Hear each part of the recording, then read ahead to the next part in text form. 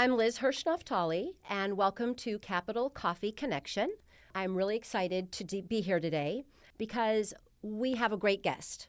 Before we get to our wonderful guest, I wanted just to talk a little bit about why we're doing this podcast. So this podcast is to have conversation with our elected leaders, but not to talk about policy, not to talk about politics, but to talk about who they are as humans, to know their humanity, their heart, their home, and really just to give people who are interested in politics or people who are curious about politics an opportunity to actually get to know who the people are. So many times when I talk about people that I know in the political world, they'll say, oh, he's just a politician. Oh, she's just a politician. And what I've learned through working in political arenas and not being a politician is that there are so many wonderful people who are dedicating their lives to making this world better for everyone. And so the hope in this podcast is that we will have an opportunity to get to know different political leaders. I will say that I am fascinated by the human genome, because if you have studied that or you understand that, basically human beings are 99.6% the same. That means 8 billion people across our world or more are really connected with everything that is the same. And there's only 0.4% that actually brings us apart. And so my goal is to figure out what that 0.4% is and to talk about that, but also to look at it as how does that bring us together versus how does that tear us apart. I was recently talking with some friends, and we were talking about our first jobs. And most of our first jobs were not glamorous. We were filing papers, answering phone calls, cleaning up storage rooms, scooping ice cream. And my first job was working for my father. And my father was in the schmata business, which is the clothing business. And my first job was working for him. And I worked since I was 13, because he started working when he was 13 in his father's gas station. So on my Saturdays or my vacations, I would go down to his factory, and it was dirty and it was noisy. There were a lot of swearing going on. And it was beautiful because there was so much energy, and I would work for whomever needed help that day. And it was diverse. We had people from the Latino community, Black community, white community, Armenians, Japanese. I mean, it was really an incredible group of people all coming together. And so when I was thinking about who I'm speaking with today and talking about like where he comes from, I was thinking about this story because I know that he also comes from a family where his father was in the schmata business. So I want to welcome our guest, who many of you know as Congressman Adam Schiff from California's 30th District. And for those of you across the country who are like, what is California 30? It includes things like Disney Studio, the Hollywood Bowl, Chinese theater, the Greek theater, and so many more places that people come when they come to LA as a tourist. It also is just a very diverse part of Southern California. So before we skip into who he is, I want to just say he is also a candidate who is running to become the next senator from California to the U.S. Senate. And as he is running, what I'm hoping is that today we'll have a few minutes to have an opportunity to really just get to know who Adam Schiff is. So I want to welcome you, and I want to thank you for coming for coffee. Although Adam is not having coffee. Adam is having black iced tea. Do you not drink coffee? And welcome. I have never had a cup of coffee. Well, actually, I've had a sip of coffee once. When I was a prosecutor, I did a 6-month stint in Eastern Europe. Yeah. And I was I was working in Slovakia. It was Czechoslovakia at the time. And I was invited to meet with the Slovak Attorney General. And he offered me a cup of Slovak coffee, which is, very heavy concentrated. For someone who never drank coffee, this wasn't exactly the way to start. Yeah. And but out of politeness, I had some coffee with him. That was the first cup of coffee I ever had, and the last. Really? You never, even in school, you went to law school. You did not drink coffee? I, just never started, and then it kind of became a thing. I drink a lot of iced tea, so I get my caffeine in different ways. But I do feel like I'm missing out on a whole cultural experience. When people get up in the morning and they make coffee, I love the smell of it. But I also just don't drink a lot of hot liquids. Don't drink hot tea. That's So interesting. I'm an iced tea Okay, person. well, enjoy your iced tea, and thank you for being here. So I'm going to just jump right in. You were born in Massachusetts, then you moved to Arizona, and then you ended up in Northern California. That was all during your youth. How was it to move so much and to be in different places, especially as you grew up? Well, as you say, my father was in the schmata business, Yeah. and he was not in the manufacturing of textiles. He was a salesman, and essentially a proverbial traveling salesman. He started out as what you call the lumper.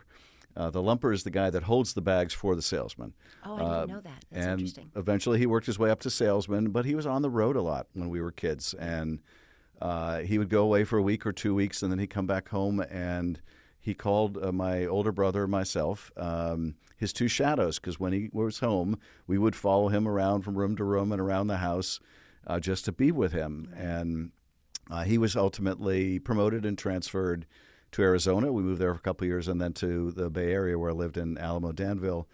And, I remember being uprooted because all of our family was in the Boston area, to Arizona, where we had no family. Right. And I recall coming home from school one day and finding my mother crying in the laundry room. And I was in a panic. I'd never seen her cry. And what's wrong? What's wrong? What's wrong? And she said, I have no friends. Oh. And it was heartbreaking. My father, I think, to console the two kids who were uprooted, got us both motorcycles. So I had a motorcycle when I was 9 years old, and my brother was 11. You didn't need a friend. You had a motorcycle. I have to say, it was a total blast. I can't imagine getting my kids motorcycles at that age, but Or any age. Yes, yes. We were lucky where we lived, and I don't remember the transition being that difficult. I think it was more difficult for my mom. I'll come back to that a second. But first, then you did move, and your dad changed. He was no longer a salesperson. He bought a lumber yard. He did. The company he was working for was in strong decline, and he ended up buying a lumber yard. And like yourself, I ended up working for my dad in the lumber yard. I think And he gave you really good jobs, right? Oh, yes. Well, there's nothing like lugging around sacks of concrete and roofing materials and sheets of plywood to make you want to go to graduate school or really any school. He worked really hard, and it was hard work. It was an hour commute to the lumber yard and an hour back after a long day. But I think actually the first job I had wasn't for my dad. The first job I had was when I was in high school. I went knocking on doors at restaurants to see if I could get a job.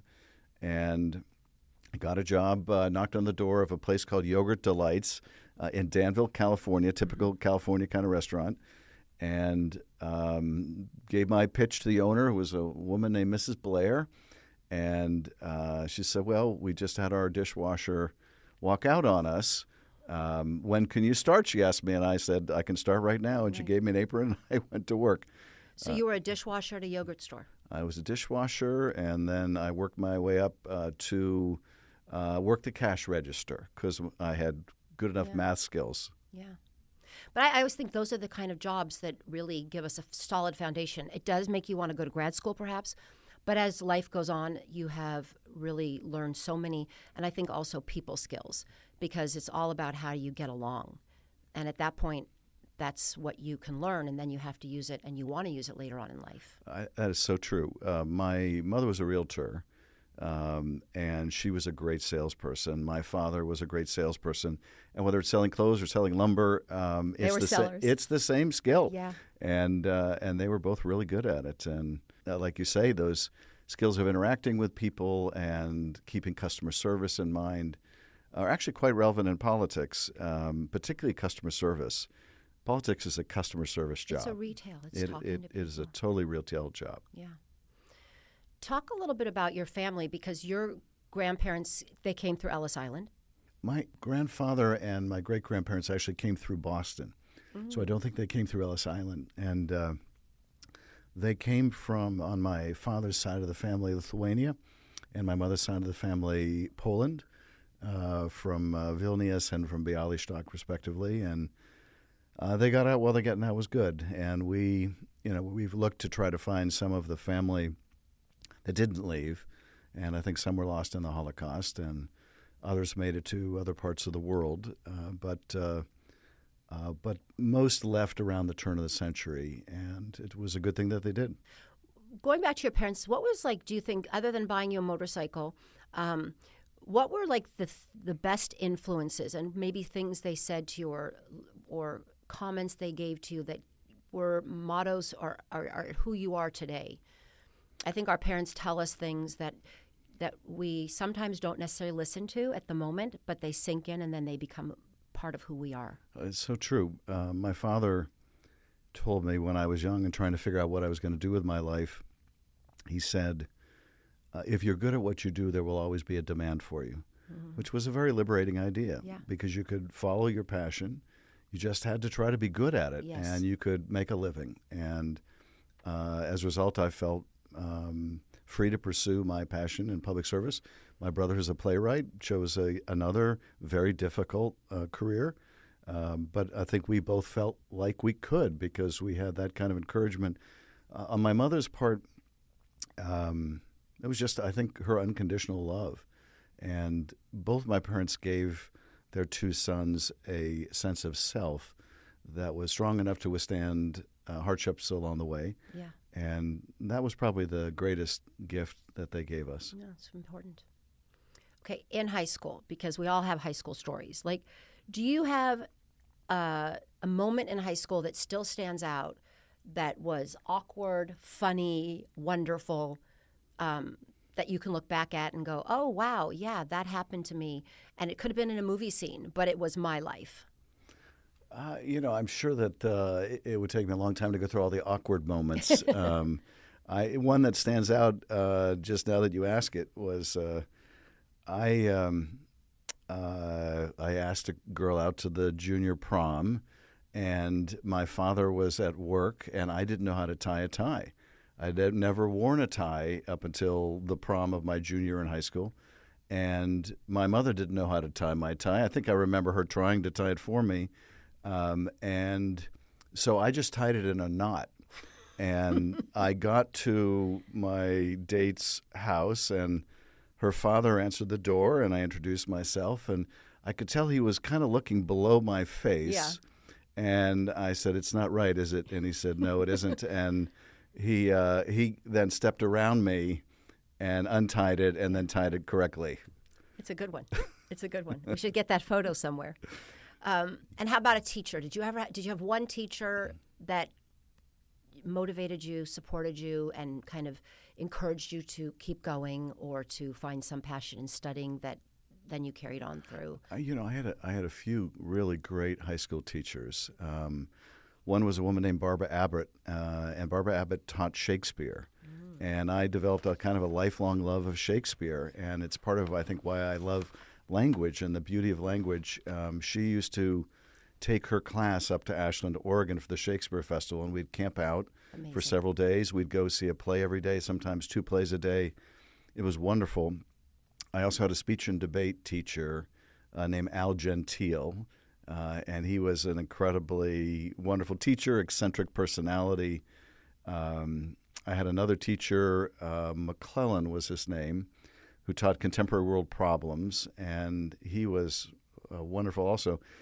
What's most memorable to me about that was he assigned these projects around different countries, and he brought, he would assign groups of students to work on it, and he was very innovative. And because I was a decent student, he paired me with 3 other students who were not so good. And we did this project together. Ironically, now when I think about it in hindsight, it was on Russia. So we did this 3D map of Russia. We drew all the rivers and mountains, and we prepared a report on Russia. And it got a certain number of points in the class. But the innovative part of it was he asked each of the members of the team to, on a percentage basis, indicate how much work they did on it compared to others.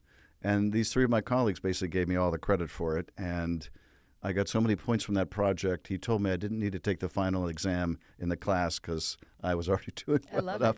I love that. Okay, so fast forward. Then you were playing tennis one day, and you met your wife. Yes. Who I understand is a better tennis player than you. Absolutely. And your wife's name is Eve, so we can get over the Adam and Eve jokes and humor. But there is something, I think, like... So I have to tell you, though, about that meeting. Okay. Because we have a mutual Were you on the same friend. side, or were you opposing sides? We were on opposing sides. We had a mutual friend who arranged some doubles tennis. And his name was Mark. And after we played tennis, I called him up and I said, so what's the story with Eve? Are you two dating? Because I'd like to ask her out if you're not. And he said, no, we're just friends. So I called her up and asked her out. Now bear in mind, he takes credit for fixing us up. But I only give him half credit, and this is why. After I called up Eve to ask her out, she called up Mark to find out what's the deal with Adam. He just asked me out, and Mark said, he's a good guy, you'll like him, but I'd be careful. He's not the committing type.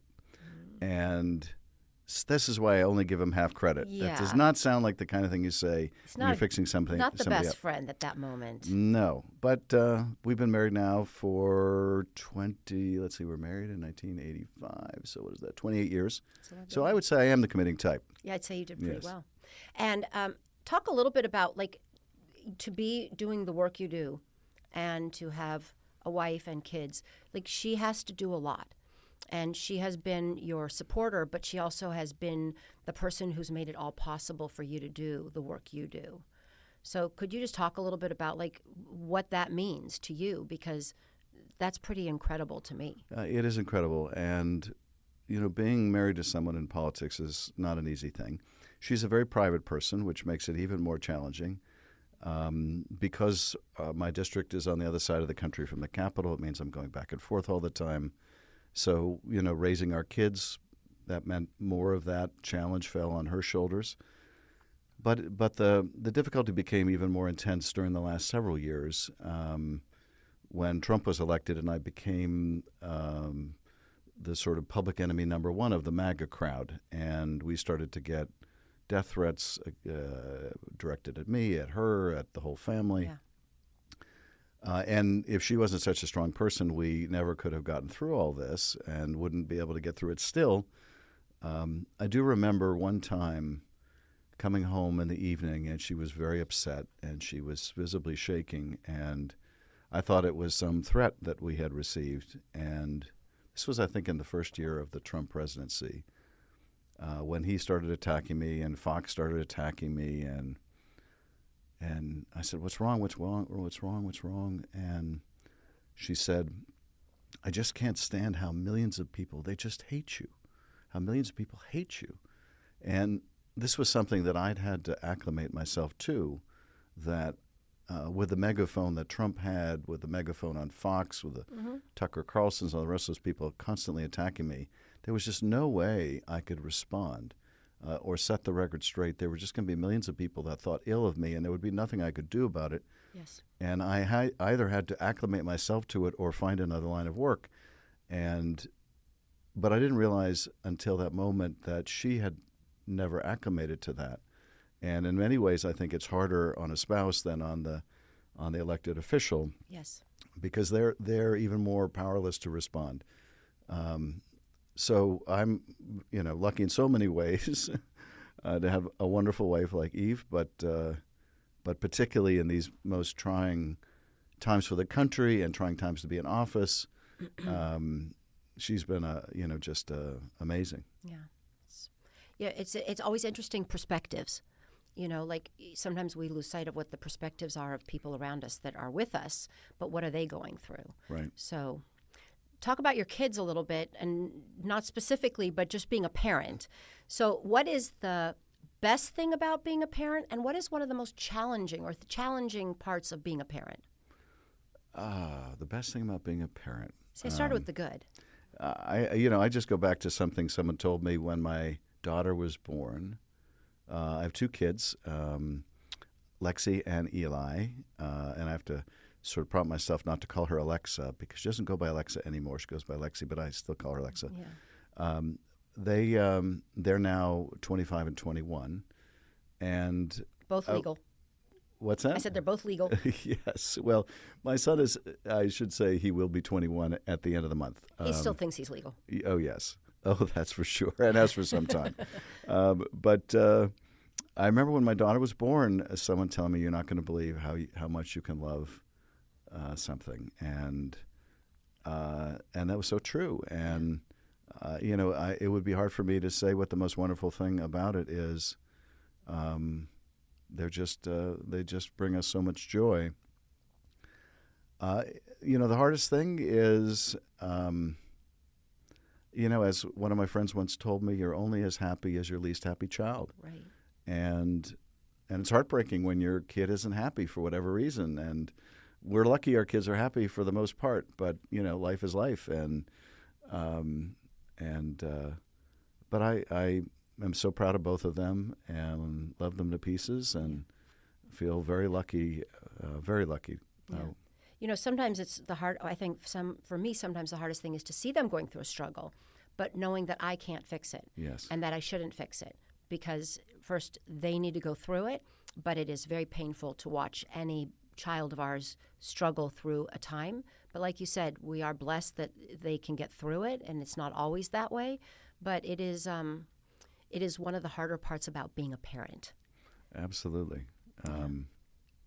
And often what you say in trying to help doesn't help at all. It makes it worse, and that part's hard too. Yeah, that's called parenting. Parenting Yes, 101. It is. Overall, and I keep going back to like this advice thing. What's the best advice somebody ever gave you, and what's the worst advice somebody ever gave you? I think I think what my father told me was among the best advice. Right. And the funny thing is he doesn't remember saying it at all, which, is typical. I'm sure I've said a lot of things that will stay with my kids, probably in a good way and probably in a bad way that Right. I will never remember having said and will deny. Yeah. But I think the best political advice I got was from Tom Umberg, who's a state senator in Orange County. He and I were prosecutors together back in the U.S. Attorney's Office some 25, 30 years ago, and he was in elective office long before I was. But when I did get elected, he told me, never walk past an old friend to greet a new friend. And, so much of politics is like life. It's about relationships with people. Yeah. And, I see when I go to political events and I'm talking to colleagues, sometimes I'm, looking over your shoulder to see who else is there. And, they're never quite as interested in the conversation they're having as the one they might have with somebody else. Or, there's the new kind of shiny object in politics. And I just have never forgotten that. I think it's so true. Yeah. And I cherish the friends I've had for a long time. And you never forget the people who were there when you're just starting out and you're struggling. I lost my first two races for office, and the people that stayed with me, notwithstanding that, I really cherish those relationships. But I think that's really great advice in life, is not to walk past an old friend to greet a new one. Yeah, it's very appropriate. In terms of bad advice, just curious. I don't know whether I'd put this in the category of bad advice or not, but I do remember when I was first running for office, I met with someone. I told them all the idealistic reasons I wanted to run, and they looked at me and said, "Go home and take out your Rolodex and put a number next to every name in the Rolodex, and then cross it out and write in half that number, and then cross that out and write in half that number, and add up those numbers that still remain. If it adds up to 350,000, you should run, and if it doesn't, you shouldn't." Wow. Now, the thing about that advice was, on the one hand, it's terrible advice to say that it's all about money. On the other hand, I ignored that advice. I ran in a field of 14 people, and I came in 11th. And we all pretty much, finished in the order of our fundraising, which was also sad. Yeah. So it was terrible both because there was more than a grain of truth in it, but it was also terrible about what it said about the system. Yes. And it was one of many reasons why the first bill I introduced when I was elected to the Congress was a campaign finance reform bill. Yeah. Well, we'll get there one day. Yes. Who is your biggest cheerleader in your life? Well, professionally, it's Nancy Pelosi, who has been just a wonderful mentor and guide and champion. She urged me to run for Congress when I first ran. Right. She asked me to serve on the Intelligence Committee, later made me ranking member and chair of the committee, asked me to lead the first impeachment trial, and asked me to serve on the January 6th committee. She has really been such a formidable influence in my life, and just sort of studying at the feet of the master, the greatest speaker of all time. Yes. I've learned so much. In my private life, my family are my biggest boosters. I would say my mother, who passed many years ago, was my no one comes close champion. Yeah. Her kid could do anything. Yeah. Will you tell the story you were starting to say before we started filming about her supporting you when you first ran? I thought that was a great story. So my folks were retired and living in Florida, and my mother got what was called then a Watts line, so she could make toll-free calls to California. And so she was calling voters in California to urge them to vote for her son. Yeah. And, a candidate's mother is probably the most effective campaigner. You get a call from a candidate's mother, it is very hard to say no. And my mom would tell me these incredible stories. I would have her call independents and Republicans because the Democrats were too easy for her. Right. And she would tell me, she'd get people on the phone and she would make the pitch and they would say, Mrs. Schiff, I'm going to vote for your son because you called me, but I want to ask you something because I want to be absolutely certain about this. Are you really Adam Schiff's mother? And she, yes, I am. Are you sure you're Adam Schiff's mother? Yeah. And she'd say, I think I ought to know. Because if I find out that you're not, in fact, Adam Schiff's mother, I'm going to be very upset. I think there were some voters that thought I had a bevy of older women. Jewish mothers calling people, pretending on Watts lines for Florida, pretending they were my mother. But to this day, I have people, just in fact, last week, I had someone stop me and say, I got a call from your mother. Now, that was 25 years ago. Yeah. And the fact that people still remember getting a call from her, I just love hearing that because it just tells me again that her memory is alive, not just to me, but to others as well. And but she was my biggest champion. That's a beautiful story. Okay, so on that, we're going to go to like a quick round of some quick questions, and you can elaborate, but they're just sort of ways for people to go, oh, I get that. That's who he is. So the first one is, what is your favorite meal? Probably dinner. And I tell Eve, although it's a very hard case to make, that I'm the ideal husband because I don't want a home-cooked meal. I like going out to dinner. Yeah. And we constantly have to argue about going out. She wants to stay home, and I want to go out. The thing I like about going out is, particularly when the kids were younger, but even now, if you're at home, the phone's ringing or the kids want to leave the table before the end of the meal. But when you're having dinner, you're all at the table. You can all enjoy being with each other. And when I was a kid, going out to dinner was so seldom a thing. We just didn't go out to eat very often. That when we did, it was super special. Yeah. And I've never lost that feeling. So dinner, going out is my favorite meal. With the family, with your wife. Yeah. Yeah. Favorite type of music? Rock and roll. I like a lot of music. But what I most listen to probably is 70s-ish rock and roll that brings me back to high school and college and yeah. Okay, obscure. Favorite Taylor Swift song? Cardigan. And I'm only able to answer that question because I was at the Democratic Convention last month. And, you have thousands of the most active Democrats. I was able to answer every question about the most minute policy until a young activist asked me my favorite Taylor Swift song and completely stumped me. So I went home and did some homework. And you enjoyed the homework because she's a great singer. Yes, yes. Good one. Okay, favorite movie? Probably To Kill a Mockingbird. Wow. The movie I quote the most, though, is The Big Lebowski. I'm a bit of a Big Lebowski nut. Coen Brothers. Coen Brothers. In fact, I will share with you one of my favorite anecdotes. Because my staff and my campaign team know how much I love The Big Lebowski, they frequently use lines from the movie. So I'm on the House floor, and I'm watching the speakership fight, where Kevin McCarthy goes through like 18 rounds before he gets enough votes. And at one point, Matt Gaetz, this crazy right-wing MAGA Republican, gets up and he's attacking Kevin McCarthy. And Patty Horton on my team sends me a text message in that moment with one of the lines from the film, which, as applied to Matt Gaetz in that moment, was absolutely perfect. And the line is, "You're not wrong. You're just an asshole." Okay. I know you're really busy, but do you have any hobbies? Do you have time? I love to go out to the movies. I wouldn't exactly call that a hobby. It's sort of our favorite date night. I love to work out. I did triathlons before Trump, and then I just, like everything else, he ruined my training schedule. He ruined your triathlon. So I'm lucky to get to the gym these days. But if I had more time, I would love to work out more. I'd love to go diving again. I used to love going diving. Yeah, it's pretty special. Last one of this round, authors you enjoy reading.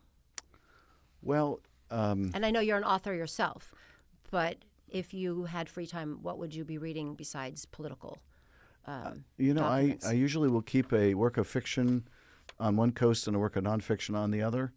And I also get on sort of binges. I was on a Cormac McCarthy binge.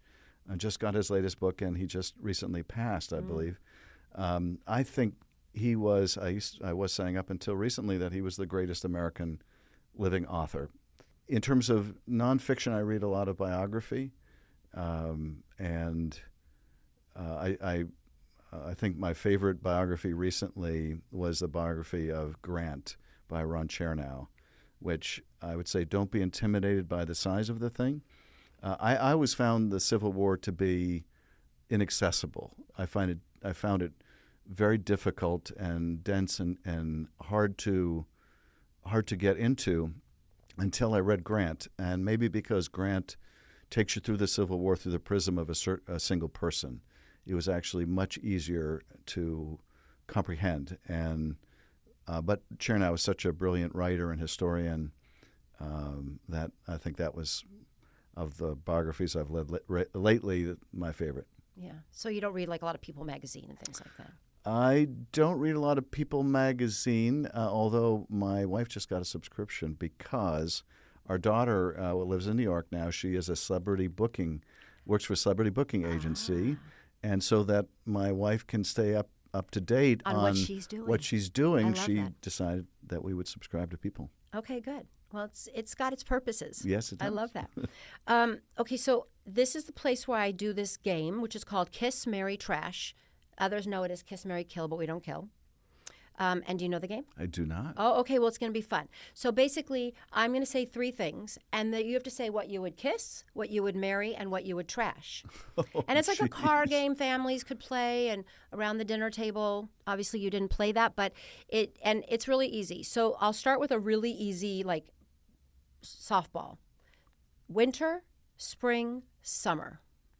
So you have to say, like, the one that you would marry, that's the one you like the most. The one that you would kiss, you like second. And the one you would trash is the one that you like the least.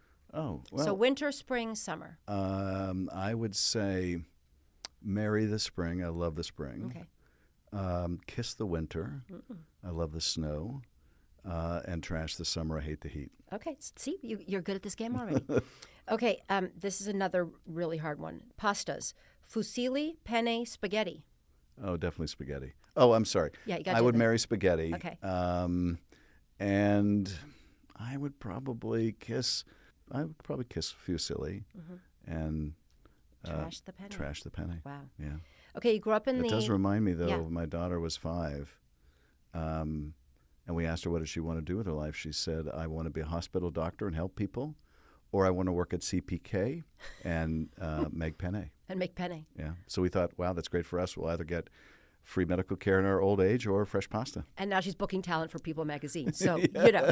Things change. It's lovely that they have those dreams. Yes. We grew up around the similar time. You're a little bit older. But I have one on old TV shows. Happy Days, Laverne and Shirley, The Brady Bunch. Marry Happy Days. Probably kiss the Brady Bunch and I'd I'd have to part with. Laverne and Shirley. Okay, cereals. Rice Krispie. I know you're vegan, but you used to eat cereal. Rice Krispies, Cocoa Puffs, Fruit Loops. Mary Fruit Loops. Wow. Kiss Cocoa Puffs, and Trash Rice Krispies. Interesting. Yeah. Okay. I did particularly like Captain Crunch. Oh, I should have known And that. Okay. and I would even go the Captain Crunch with Crunch Berries. Wow, that was a real deluxe breakfast when you it were, was growing definitely diabetes inducing. up.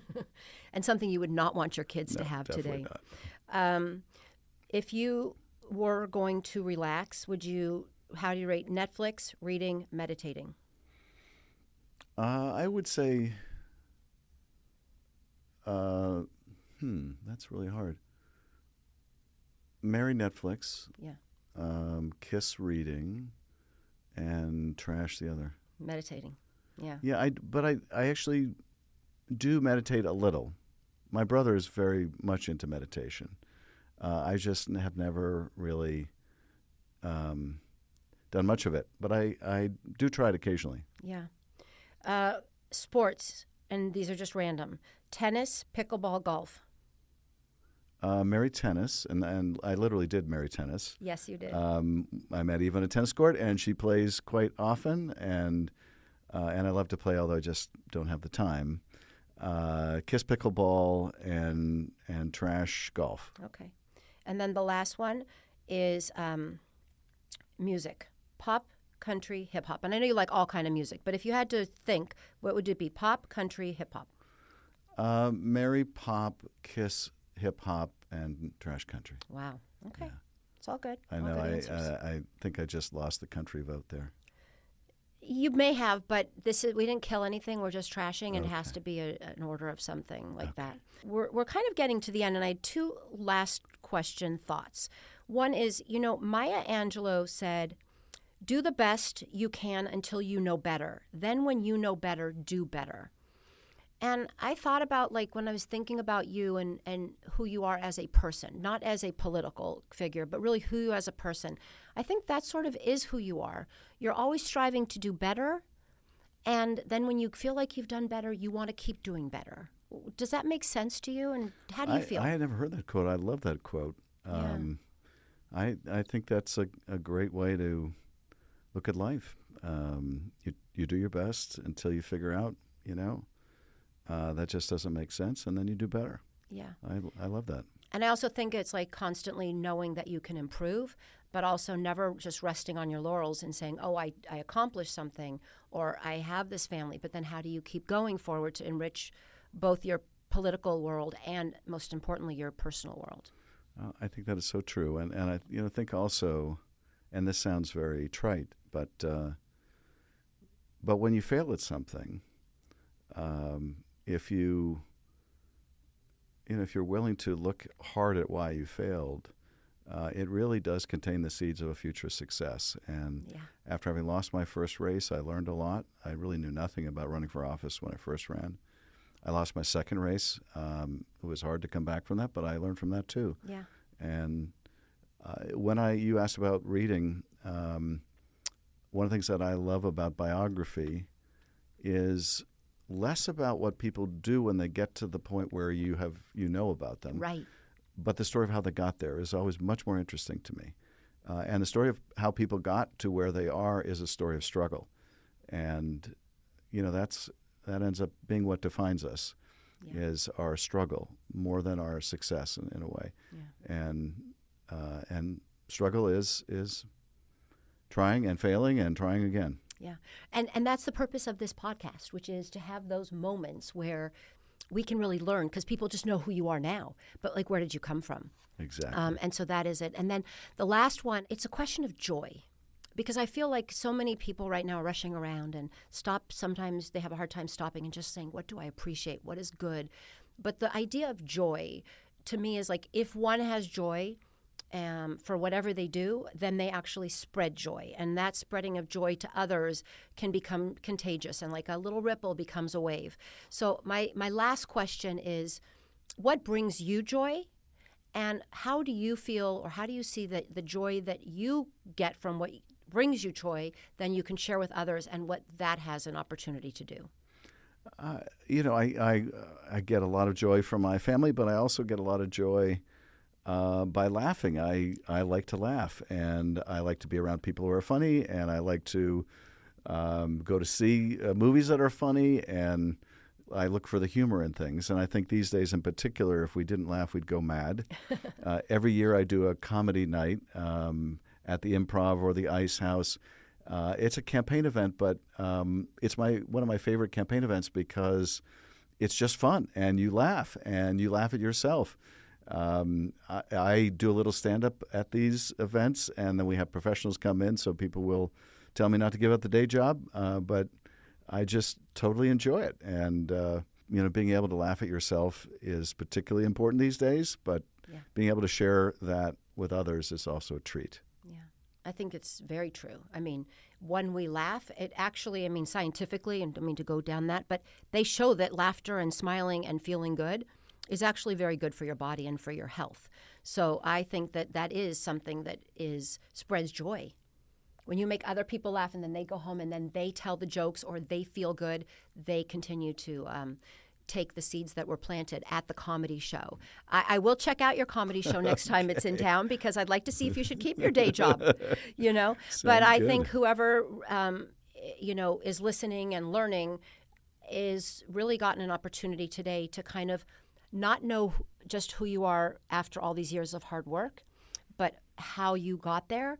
And also, I hope to understand how much more they can learn from you and enjoy and support and understand, because we have a long life still left to live, and you have a lot of things to actually contribute. And I really hope that people today got to know just who you are and how special a person you are. So thank you for being here, and thank you for coming for coffee and tea.